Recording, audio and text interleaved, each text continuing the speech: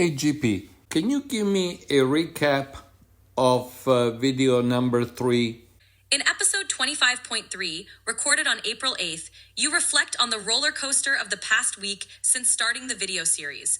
You discuss how you initially began these videos without a clear plan, aiming to create a record for yourself and future generations. The video captures your personal reflections on how intense the last few days have been, particularly dealing with significant financial losses in the stock market and how that tested your faith. You emphasize that the purpose of these reflections is to remind yourself, and eventually your family, of what truly matters, trusting God over worldly security and finding peace in faith, family, and the simple moments of life.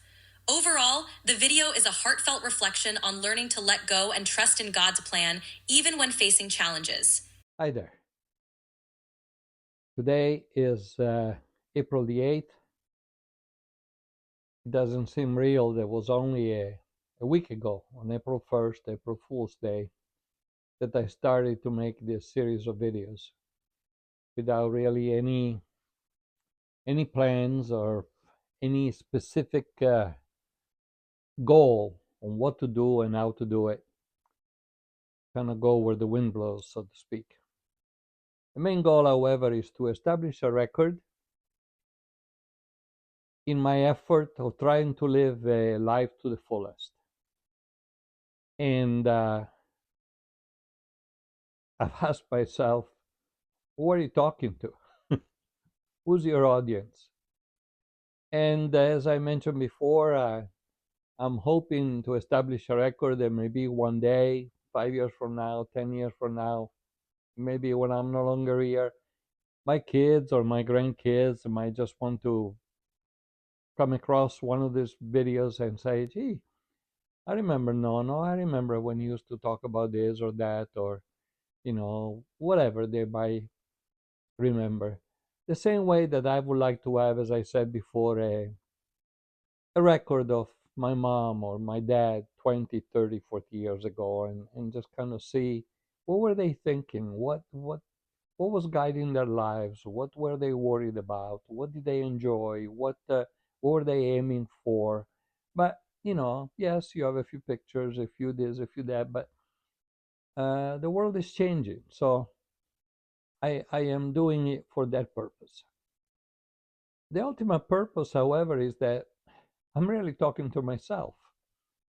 I'm really reflecting, using this tool to reflect, and then in the process of the little bit of editing that I do or posting, when I listen to this again, to just really talk to myself and say, is that what you really think? Is that what you really want to do? Is that, do you realize that only 3 days ago you were in the dumps because of this, and now, that is not that big of a problem anymore, whatever the situation is. So I guess I'm speaking to myself. Basically, what I want to tell myself today, as I am really reflecting on how intense the last few days were. The last time we talked was Thursday night. I had just finished a very hard day. I think I mentioned that on the day alone on the stock market, I lost more than what I paid for my little Honda Fit in 2018 when it was new. And I went to bed concerned. And even though I tried to reflect on the last videos, as I finished the last video, to be continued, because I didn't resolve everything. I didn't deal with everything. I didn't sleep well. I not just me, but Rosalinda too. So what was happening? We were really concerned. So tonight is kind of a recap of the last few days.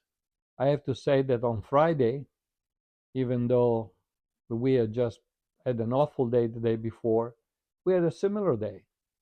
I lost again more than what I paid for my little Honda Fit 2018 when it was new. So I could have gone out and been out of the market, taken the money, gone out, and bought 2 cars. And we don't have that much money to buy 2 cars in 2 days. So, what did that mean? What is the lesson that I'm to derive from that?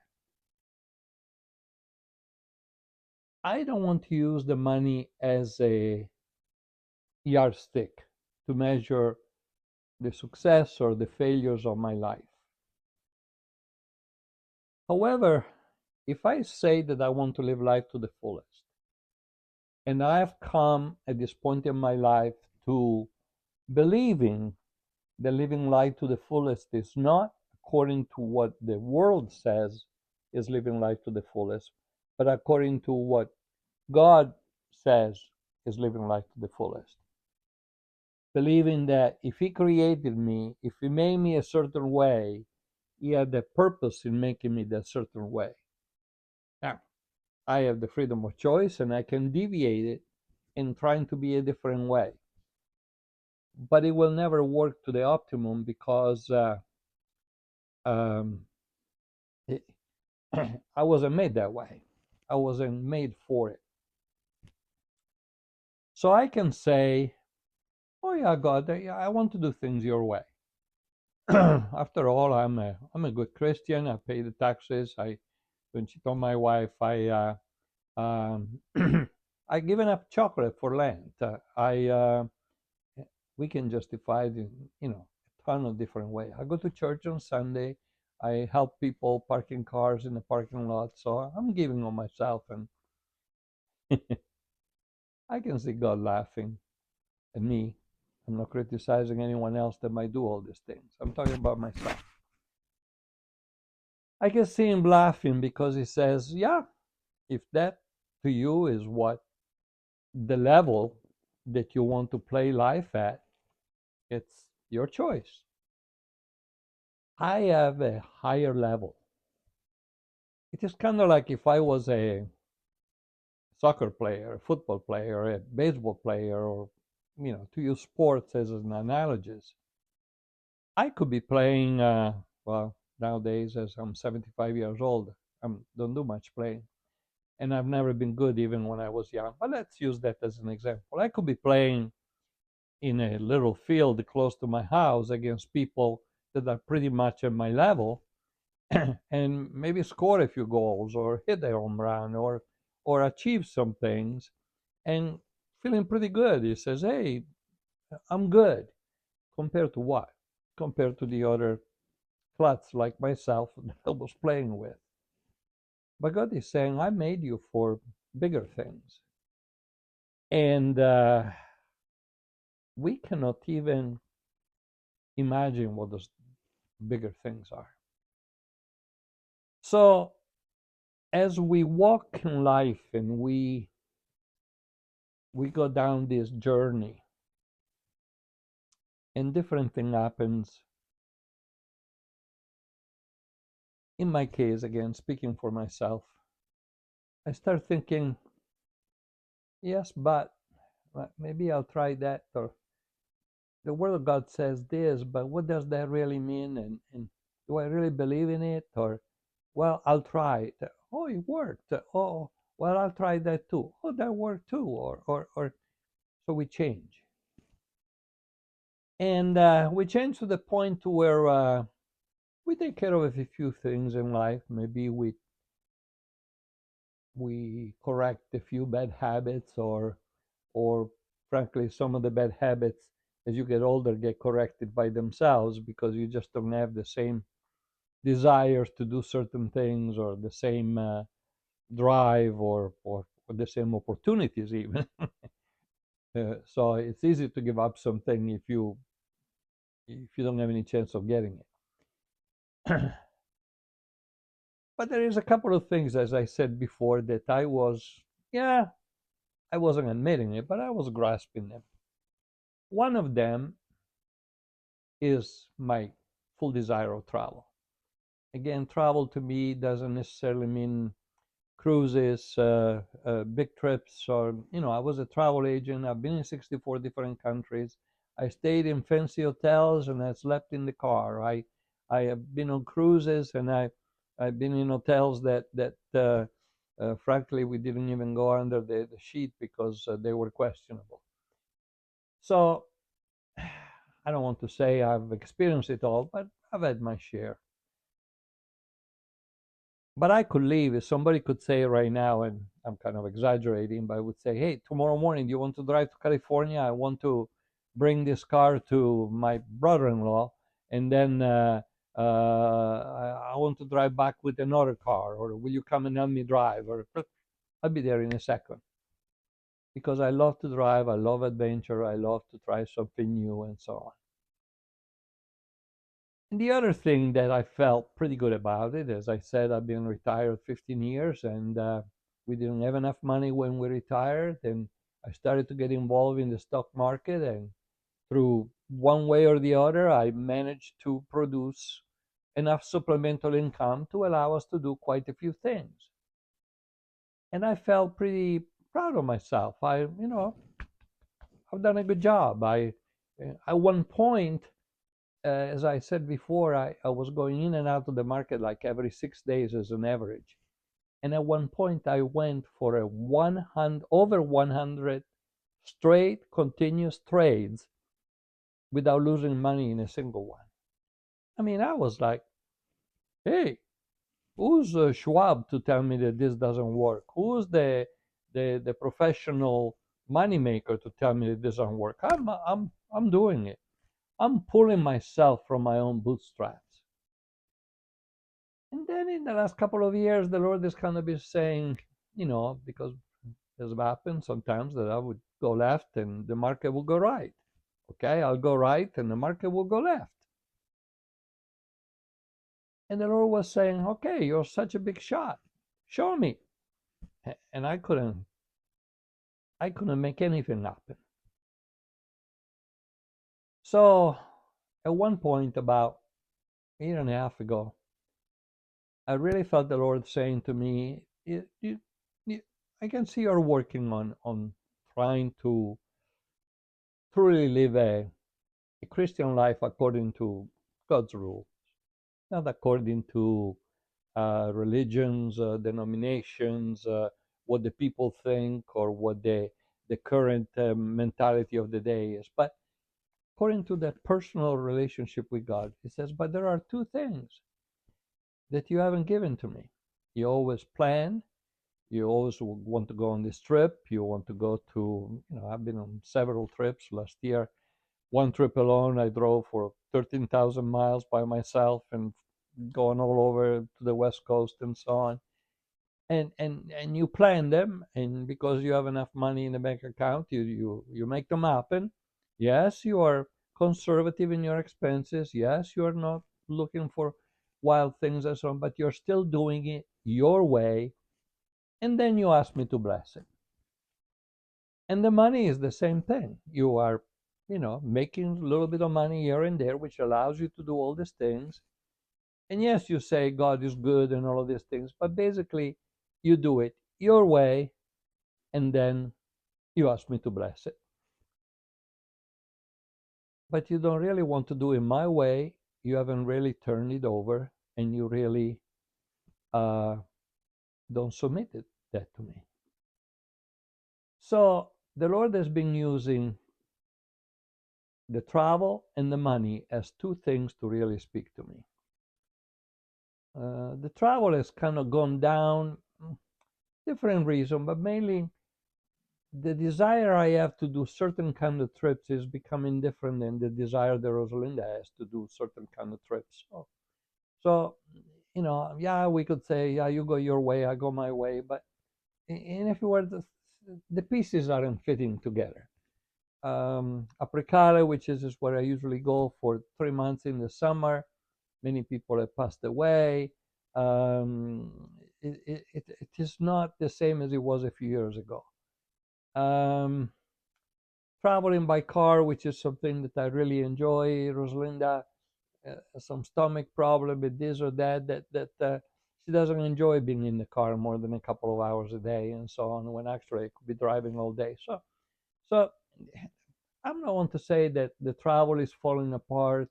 that will no longer go on cruises, but there is no longer that attraction, the common interest between the two of us that really will make a trip enjoyable. So that is becoming a little bit something that temporarily, I believe we'll still travel, but temporarily is kind of set aside.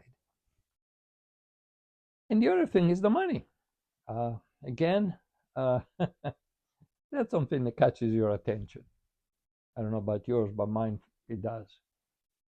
Because doesn't matter what we say, we rely on our money. We rely on what we have in the bank. We rely on what we have saved. We rely on what we own. We rely on, and God says, I thought you said that you were giving that to me, but you really haven't. Oh, what do you mean I haven't? So I said, okay, I'll show you. So let's say that here is my good friend, and I give him a car. I said, okay, this is a gift. I'll give you a car, which is a big gift. And we transfer the title and I'm giving him the car. But now he starts driving it in a way that is not good for the car. He doesn't check the tire pressures. Or it doesn't change the oil, or it leaves it parked in the rain with the windows open, and now the rain comes inside, or it takes trips to places that I wouldn't go to, and I said, well, wait a moment, you shouldn't do this, you shouldn't do that, and he says, my car, you gave it to me, right? If I want to slam it against the wall, it's no longer your car. And so I think that the Lord, to get my attention, is kind of doing that to me. Kind of, okay, you think you're such a good money manager, you think you can make money in the market, you think, and now you finally are realizing that you really haven't given it to me. But now you say you have given it to me. Okay? So January and February, wow, we made a lot of money. So you see, God, I've given that to you, and now you're blessing me, and that's the way it works. And he says, oh, so you think that it's easier to give the money to me because I blessed you, and of course everybody would do it. And you say in the Bible that if we submit to you, you will take care of our needs. I say, yeah, but that's the way you are thinking, not the way I'm thinking. Do you really trust me? Oh, yeah, I trust you. Okay, so let's see. So March, the money start going down and down and down and down. We lose a bunch of money. You still trust me? Oh, yeah, Lord, yeah, no problem. That the money will come back. Then I've had those 2 days, Thursday and Friday, where we lost. You still trust me? Yeah, but I better take half of it off the market, so I know that I'm not going to touch it, and just let half of it ride. Okay. And of course, Lord, I'm praying about it. Please bless my move. Okay. So after I take half of it, the market seems to be turning around and going up and going down. So, okay, I'll do this. The half I took out, I'll put it to where it goes short. In a few words, it grows if the market goes down. And the other half is long. In a few words, it grows if the market goes up. And so that way, basically, I'm doing zero. But at least I'm not losing any money. And he says, okay, is that the way you think you are living life to the fullest? Let me show you. So this morning, Rosalina and I were talking by 10 o'clock in the morning. We were not losing any money, but we basically missed a swing where we kind of left $10,000 on the table. So again, the little voice. So is that what you think that your plan, you took control over? You say you turn it over, but you took control over. And so again, and all of this is backed up amazingly. And I know it's hard to believe, but That's why I'm speaking into this and making a record, because it is what has happened, what is happening in real life. It's backed up by what I read in the Bible, what I watch maybe on a video on YouTube, or what Rosalinda reads, or maybe what comes out in a conversation when I meet with my friend, or coincidences. All of a sudden, all these things are pointing the same direction. So by the end of the day, I really got this conviction that,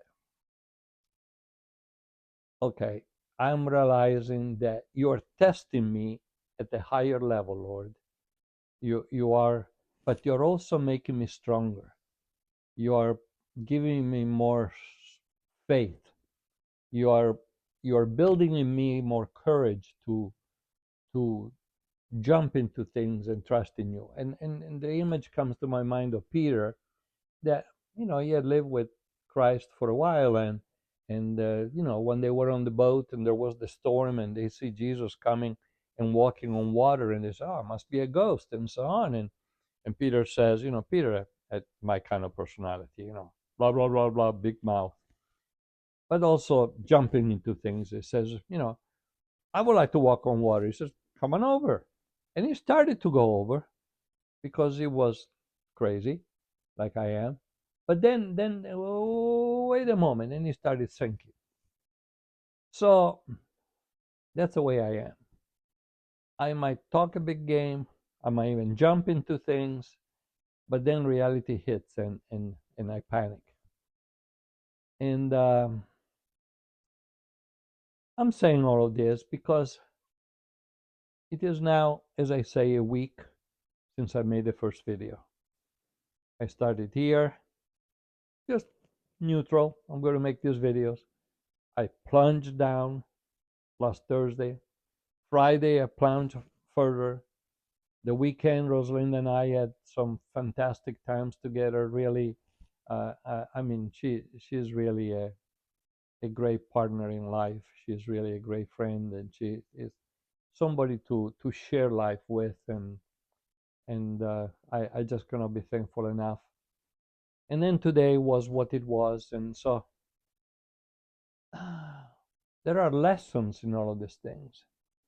And yes, we still have less money than we had at the end of February, and but we have learned something the last few days. We have learned that we're not missing anything. I had dinner tonight, roof over my head. The cars are still in the driveway. I haven't checked, but and the Lord is taking care of us. So I just have to allow God to guide me, not because I'm so good and not because I'm doing all these exceptional things, but just because I'm learning how to be dependent on Him. The phrase, of course, that keeps on coming to my mind is where it says that all we are to do is to abide in Him, just like the branch abides in the vine, and is not really doing anything. It's just stuck with it. At the proper time of the year, the the the fluids inside the vine are going inside the branch, and eventually the branches that God the Father, the gardener, has not trimmed, and the fruits will come.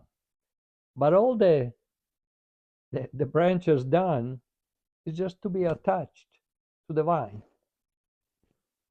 And so, to a person that has always been a go-getter, a jump into things, to just be still, and to be just abiding, whatever that word means, being attached and basically doing nothing, just trusting in the vine, that's a difficult concept for me.